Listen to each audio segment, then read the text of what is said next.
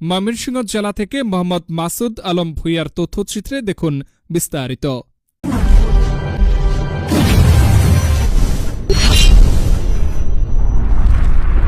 বিসমিল্লাহির রহমানির রহিম।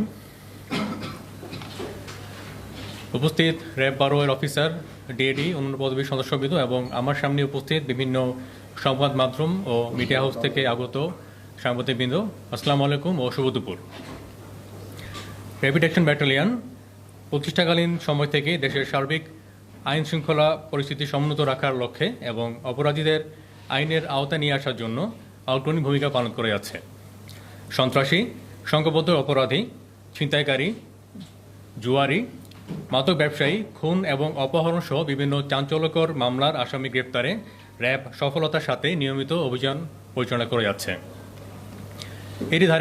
এরই ধারাবাহিকতায় অধিনায়ক র্যাব 12 সিরাজগঞ্জ মহোদয়ের দিক নির্দেশনায় এবং তথ্য প্রযুক্তির সহায়তায় গত 22 ফেব্রুয়ারি 2026 রাত 22:30 ঘটিকায় র্যাব 12 সদর কোম্পানির একটি চৌকস অভিযানিক দল সিরাজগঞ্জ জেলার যমুনা সেতুর পশ্চিম থানাধীন যমুনা সেতুর টোল প্লাজা এলাকায় একটি মাদক বিরোধী অভিযান পরিচালনা করে 3 কেজি 90 গ্রাম হিরোইন সহ একজন মাদক সরবরাহকারীকে গ্রেপ্তার করতে সক্ষম হয়। এছাড়াও তার সাথে থাকা মাদকদ্রব্য সরবরাহ করার কাজে ব্যবহৃত একটি ট্রাক এবং একটি মোবাইল ফোন জব্দ করা হয়। গ্রেপ্তারকৃত আসামি মোহাম্মদ ইসমাইল হোসেন, বয়স 31, পিতা মৃত ইব্রাহিম হোসেন, গ্রাম মাটিকুড়া, থানা বীরগঞ্জ, জেলা দিনাজপুর।